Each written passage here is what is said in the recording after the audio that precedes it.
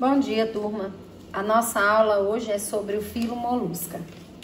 Então, na última aula, eu pedi que você resumisse, as páginas de 5 a 8 do seu livro didático e resolvesse a página 4. Então, nós vamos começar fazendo a correção da página 4. Na página 4, a gente vê uma imagem de um ecossistema e um texto que diz assim: a natureza viva nada mais é do que o conjunto dos organismos em estado natural e o equilíbrio físico e químico que essas espécies geram por intermédio de sua interação. Mas também é nada menos que esse conjunto e esse equilíbrio. O poder da natureza viva consiste em sua sustentabilidade por meio da complexidade. E as seguintes questões. Número 1. Quais grupos de animais é possível identificar na imagem? Então, aí de cara, a gente consegue ver insetos, como as formigas, a lacraia não, as formigas, o louva-a-Deus, artrópodes como a lacraia, algumas anelídeos como as minhocas. Temos aí também alguns crustáceos, que pertencem aí ao filo molusca. Então, nós temos as plantas, as raízes bem explicitadas aí das plantas, que também são seres vivos. Temos um caramujo. Então, temos várias espécies aí de animais. Alguns têm só a sombrinha lá no fundo, que não dá pra gente identificar direito. Mas são vários aí esses grupos de animais, certo? E 2, os grupos de animais estudados até aqui habitavam ambientes aquáticos ou eram parasitas vivendo na umidade dos corpos de seus hospedeiros. Quais características foram importantes para que esses animais pudessem se desenvolver em ambiente terrestre? Então, só para lembrar, os últimos que nós estudamos foram seres mais simples, como as esponjas, como os quinidários, as águas-vivas. Depois, os plateumintes, os nemateumintes. E agora, nós vamos estudar alguns seres mais complexos, que, de certa forma, ganham o ambiente terrestre. No caso dos moluscos, nós vamos ter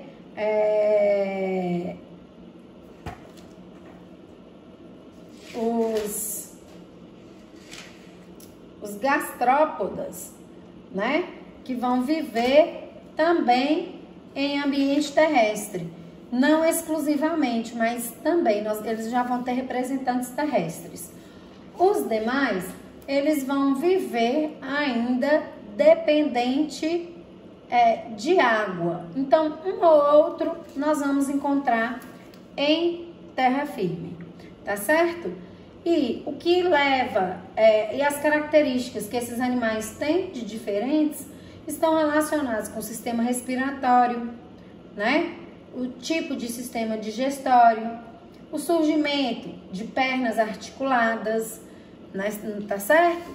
Então, esses animais têm essas adaptações que facilitam a vida dele, no ambiente diferente, com uma independência maior da água.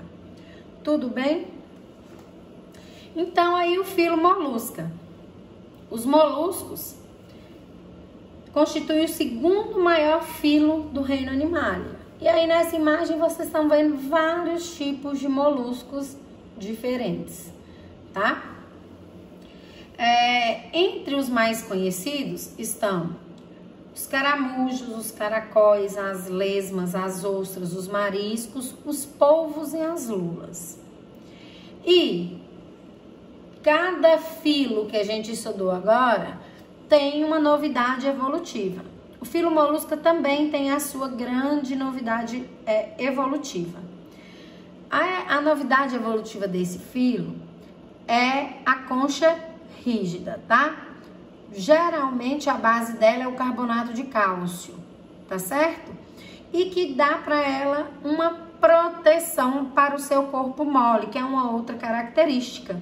Por isso que o filo também chama molusca. São animais que não têm um esqueleto e essa concha rígida, ela protege e até ajuda esse animal, né?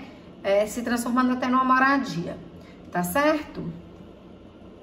Então, vamos para as características gerais dos moluscos. Como eu falei, eles são invertebrados, ou seja, são seres de corpo mole. Esse corpo, além de mole, ele é viscoso, porque ele geralmente libera uma substância viscosa e ele não é segmentado, ou seja, ele não tem divisões, tá certo? Apesar dele não ser segmentado, ele vai ter uma subdivisão chamada de cabeça, massa visceral e pés, tá? Pé muscular. Então, a cabeça, ela já vai ter na cabeça os órgãos sensoriais desse animal, tá? Então, os órgãos sensoriais vão estar na cabeça.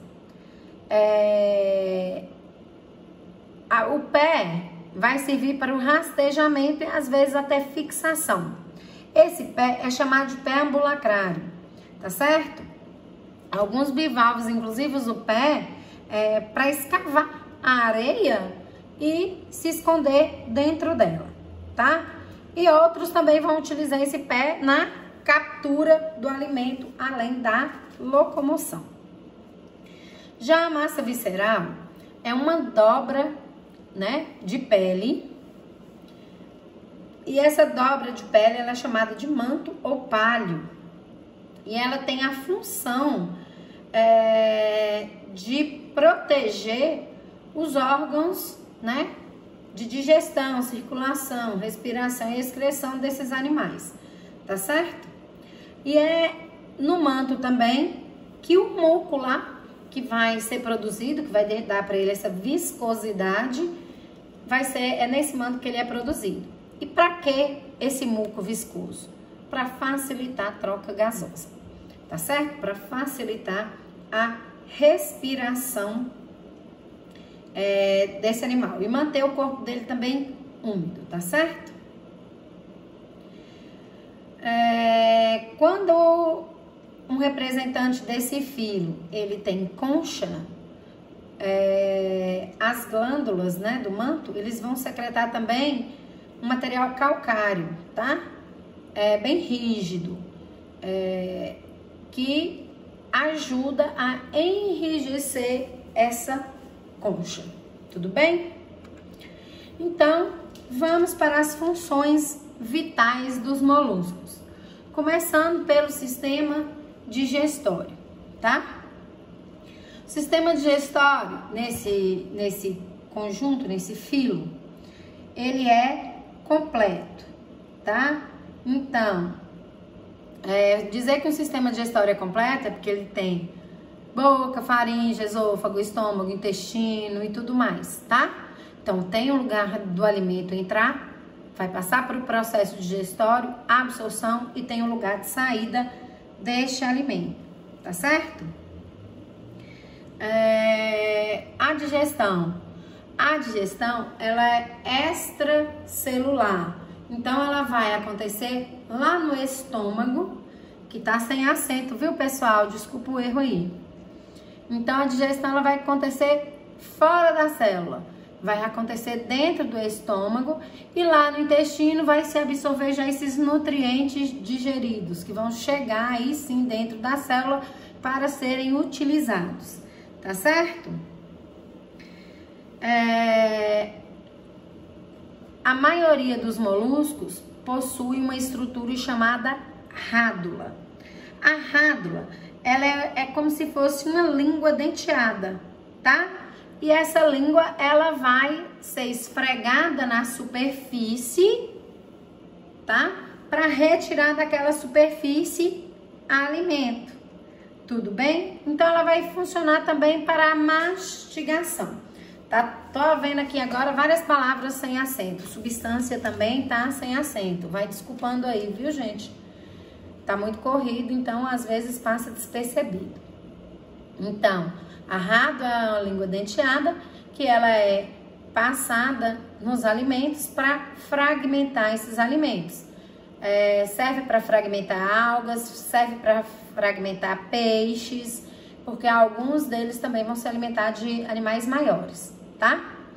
Além da rádula,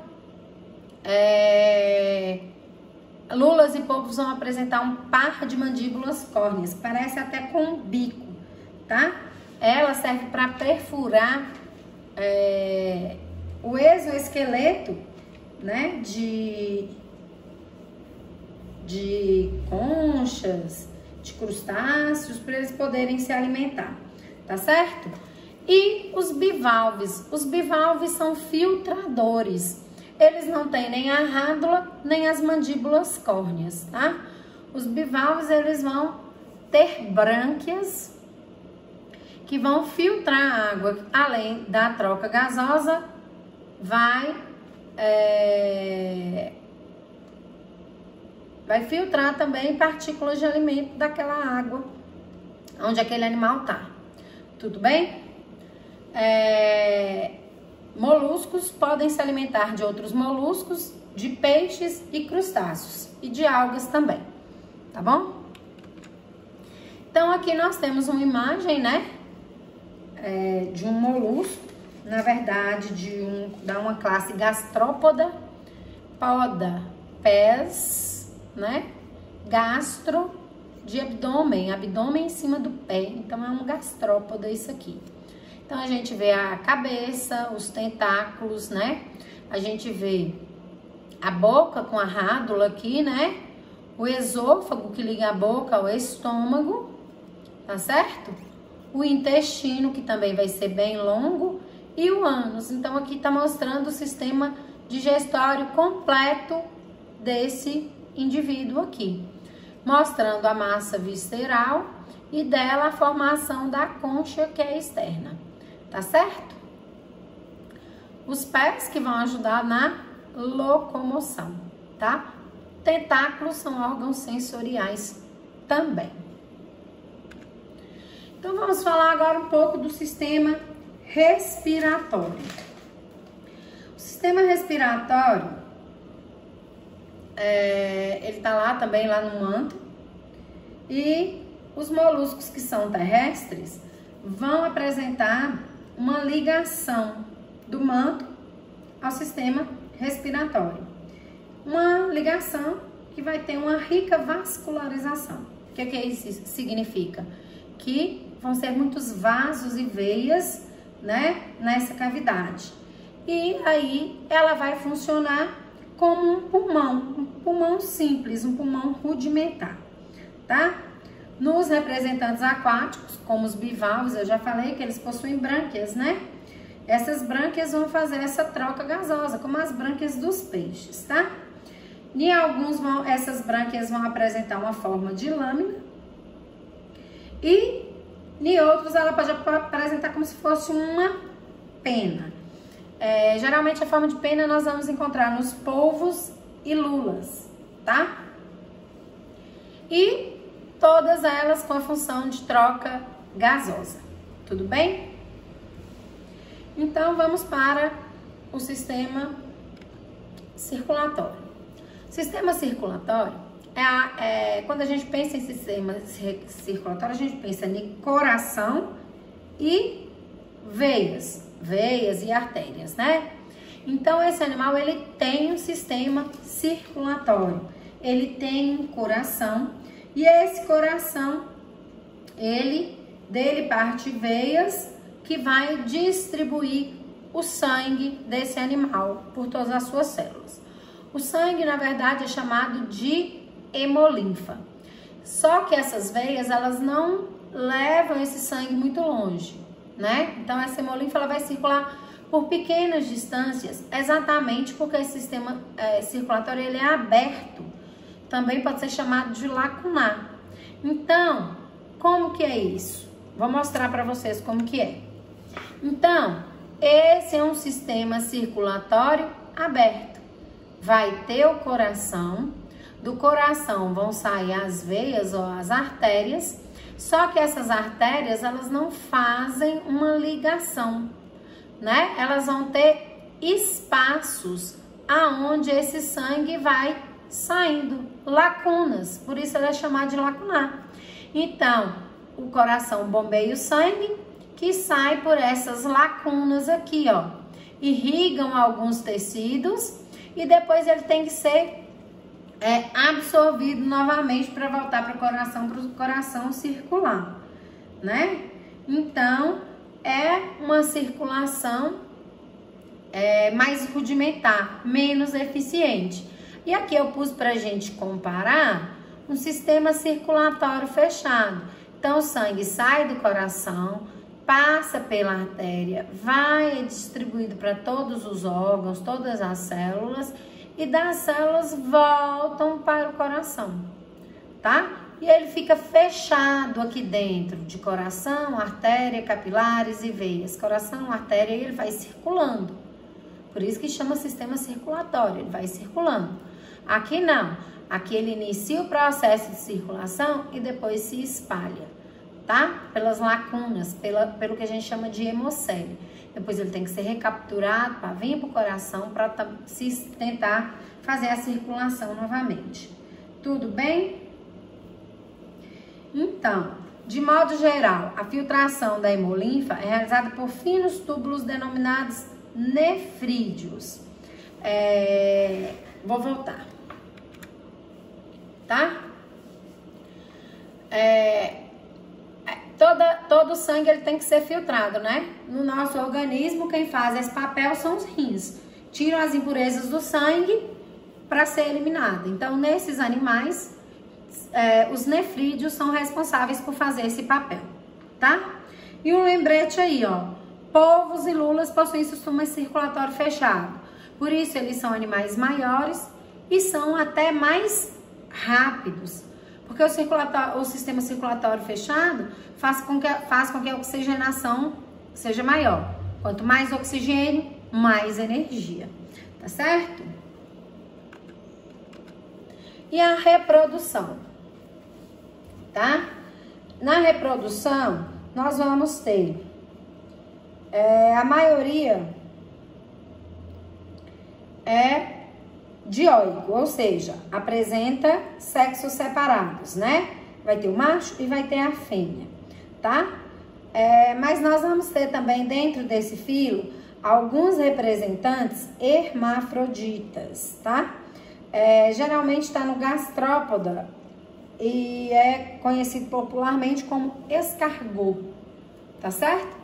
É até uma comida fina francesa, caríssima por sinal, tá certo? A reprodução sexuada, ela ocorre através da fecundação interna nos cefalópodes. Então, o macho, né?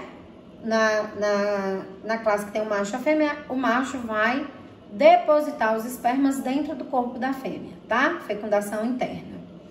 E os bivalves, a reprodução sexuada é com fecundação externa. Então, o bivalve macho libera o espermatozoide na água, a fêmea vai capturar esse espermatozoide através da filtração, tá certo? Tipo de desenvolvimento, ele é externo e direto para cefalópodes e gastrópodes.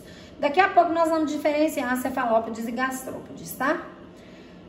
Esse desenvolvimento é direto, ou seja, não tem metamorfose, mas é fora do corpo da mãe.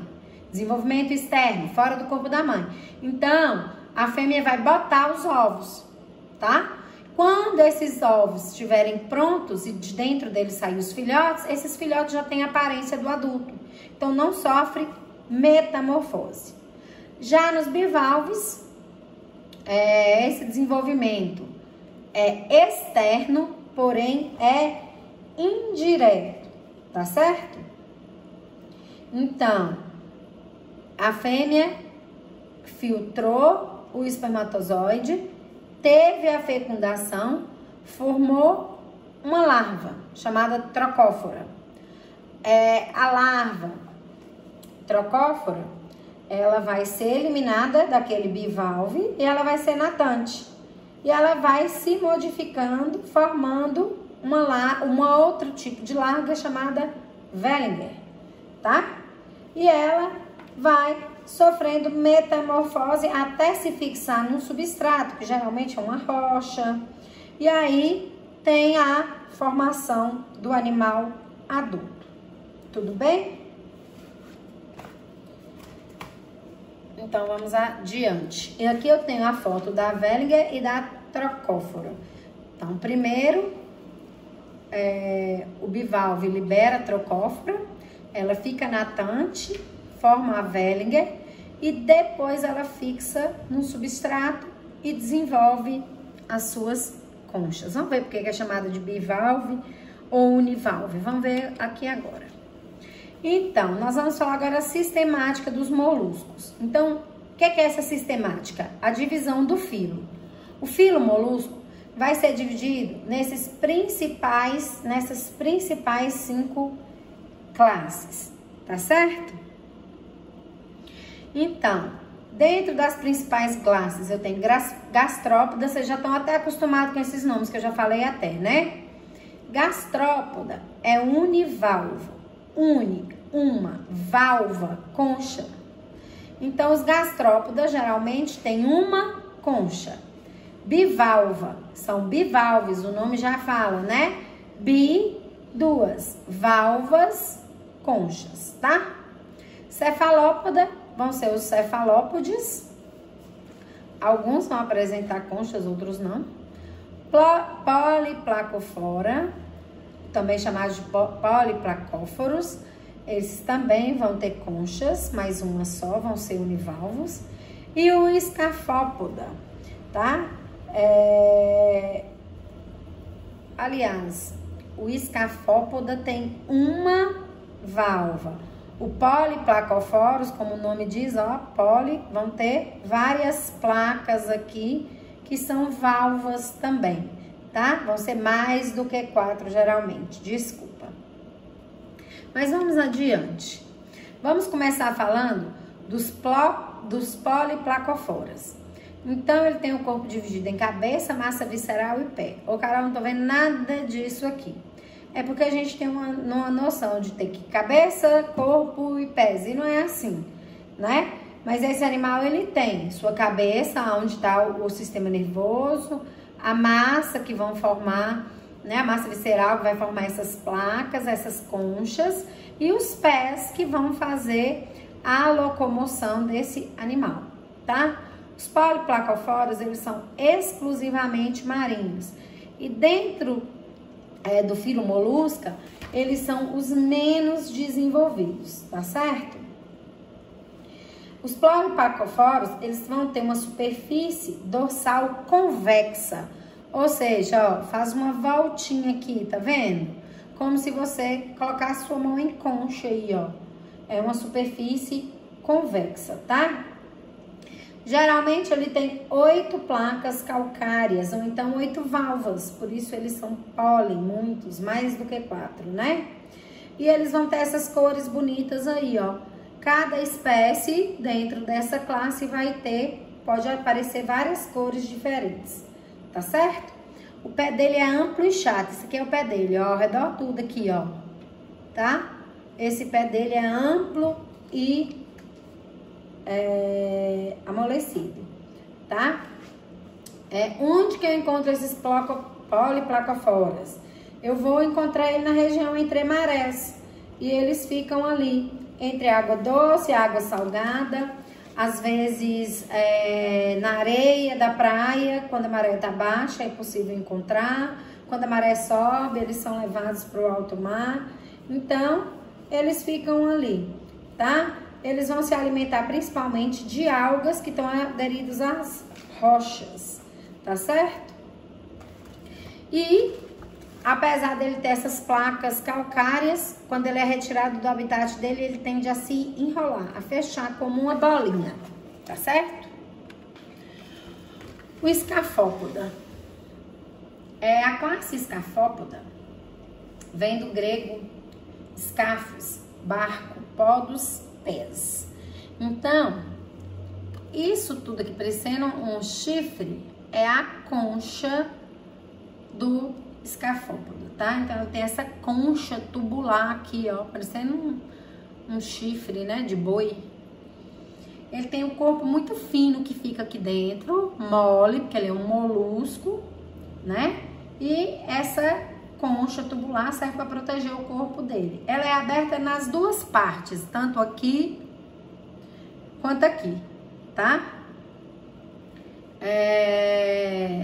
Esses animais, eles também são exclusivamente marinhos e eles são bentônicos. O que quer dizer que eles são bentônicos?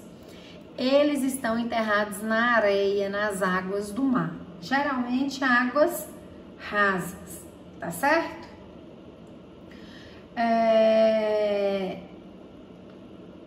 Os principais exemplares aí, o que a gente vê aqui, ó, parecendo um chifre, mas ele tem um nome, ele recebe o nome de dentalho ou dente de elefante, tá? Também exclusivamente marinho, só no mar que a gente vai encontrar ele. Agora, os gastrópodes, ou a classe gastrópoda. Aí vocês têm uma imagem já com vários exemplares de gastrópodes, né? Terrestres e aquáticos. Aquáticos, dulcícolas ou marinhos. Então, nós vamos encontrar essa classe, ela que é a mais diversificada, que ela vai ter representante terrestre e representante aquático, tanto na água doce quanto na água salgada.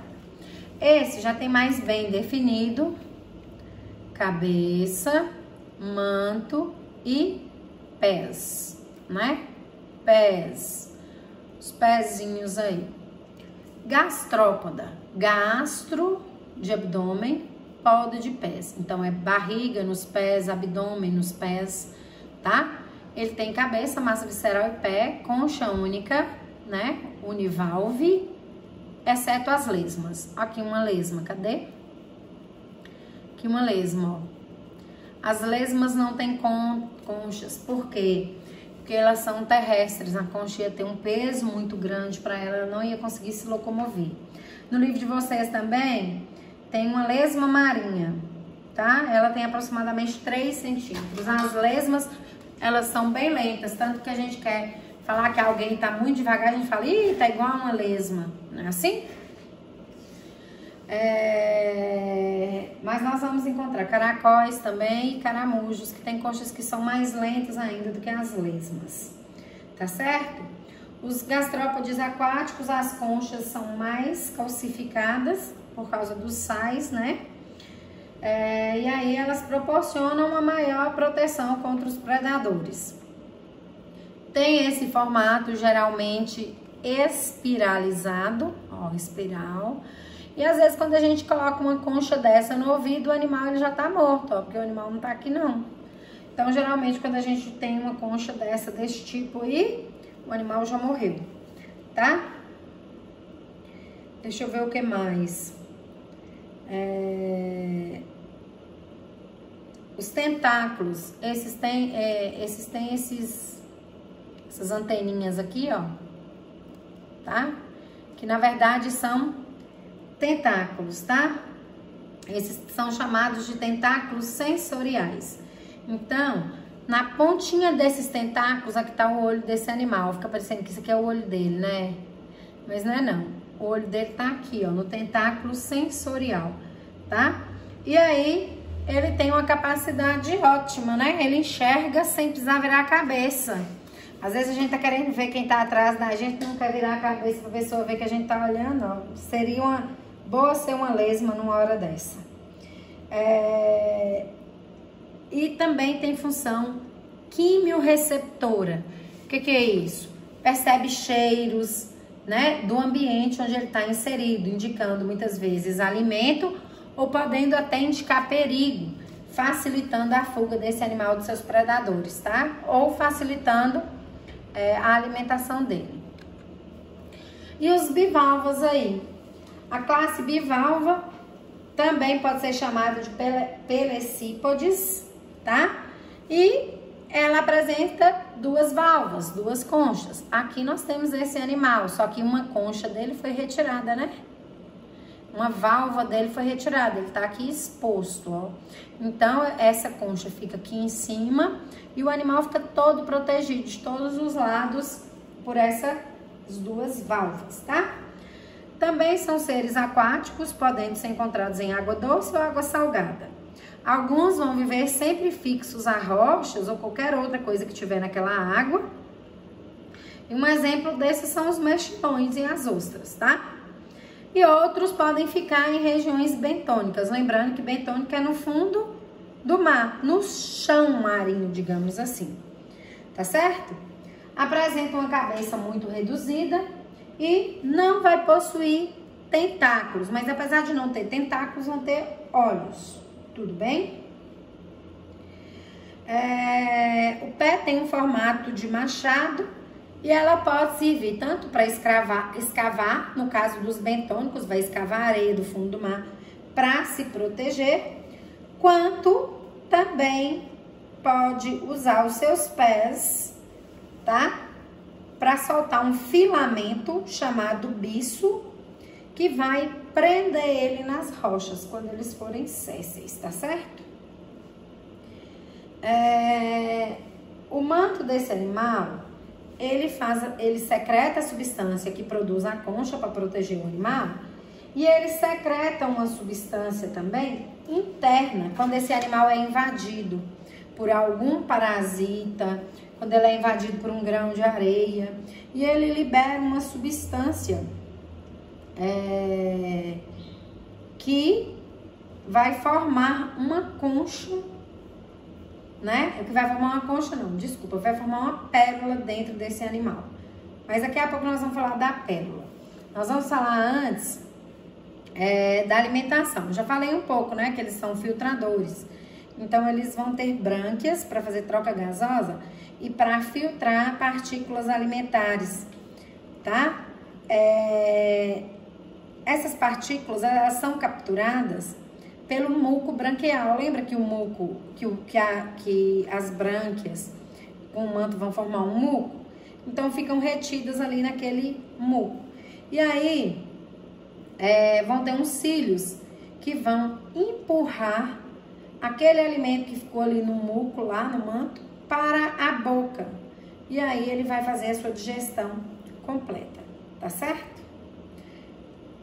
Às vezes, dependendo de onde que esse animal ele está, ele é contraindicado para essa alimentação. Se vocês perceberem, esse animal está num prato de gelo com limão. Esse animal ele não passou por nenhum processo de cozimento, ele é comido assim, cru. Só que, como ele é um filtrador, se ele estiver em águas contaminadas, com mercúrio, com qualquer poluente, ele, digamos assim, ele retém essas toxinas no corpo dele. E aí é comum algumas pessoas que têm alergias ou que têm algum problema comerem esses animais e até chegarem a óbito por causa disso, tá? São animais como são filtradores, como todo filtrador, ele é bioindicador da qualidade do ambiente onde ele está, tá certo? Então, no mar poluído, você não vai encontrar esse animal, tá? Eu falei que eu ia falar das pérolas. Então, não é todo bivalve que vai ter essa capacidade de formar pérolas, tá? Só as ostras chamadas de perlíferas, tá certo? Então, as perlíferas, elas formam essa estrutura que é bem circular, pode ser branca ou preta, e ela é caríssima, considerada uma joia, tá? Como que essa joia é formada? Ela não é formada rapidamente, ela demora. Então, primeiro, tem que ter uma invasão no corpo dessa concha, tá? Dessa ostra. Então, como eu falei, pode ser um parasita, pode ser um grão de areia, Pode ser qualquer corpo estranho que vai ficar entre a concha e o manto. E aquilo é como se fosse uma faca furando o animal. E aí o que acontece? Um estímulo da produção de uma substância chamada nácar, tá? Que vai recobrindo aquele invasor, até ele parar de incomodar, tá certo?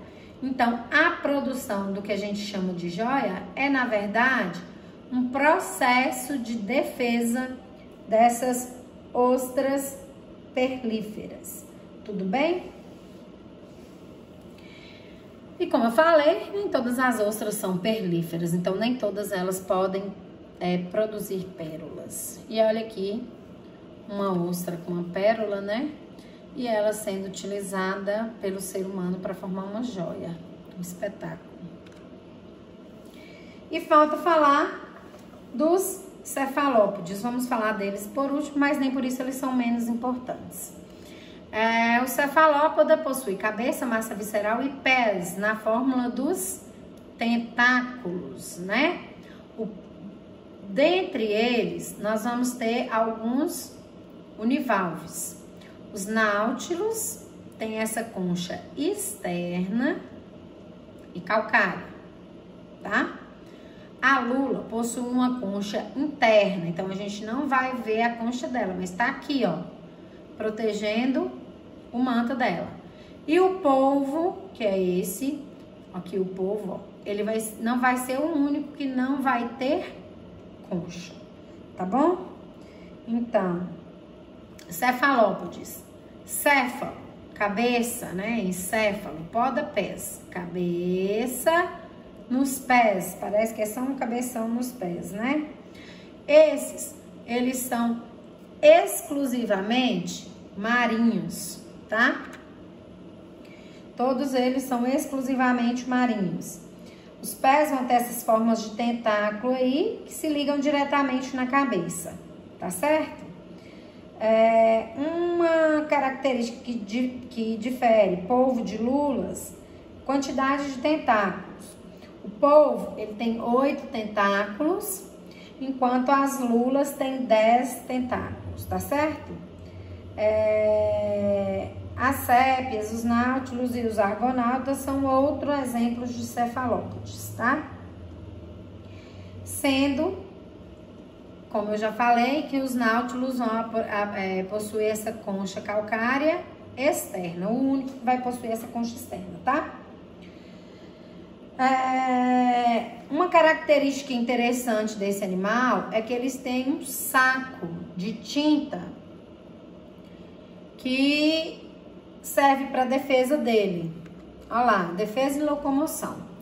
Esse líquido é chamado de nanquim, tá? É o nome mais popular dele, é tinta ou nanquim. Esse saco de tinta, ele tá preso no reto, perto do ânus desse animal.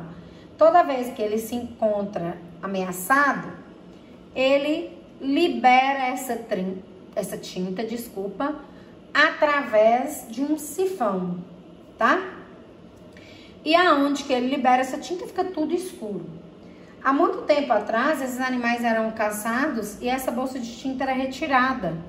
Essa tinta era utilizada para escrever, quando as pessoas escreviam ainda com pena, né? A tinta mais utilizada era essa, o nanquim, tá certo? Esses animais, eles vão ter umas células chamadas cromatóforos. Esses cromatóforos também tem a ver com a defesa desses animais. Esses cromatóforos, eles vão se modificando, né?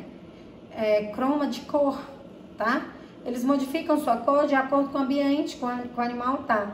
E possibilita que ele se camufle nesse ambiente, tá certo?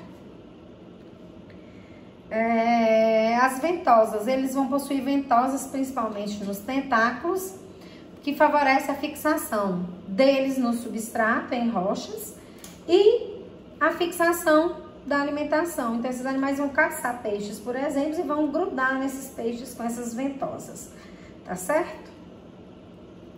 E a locomoção se dá por jato propulsão nas lulas. O que é isso? Ela vai ter uma bolsa que vai armazenar água.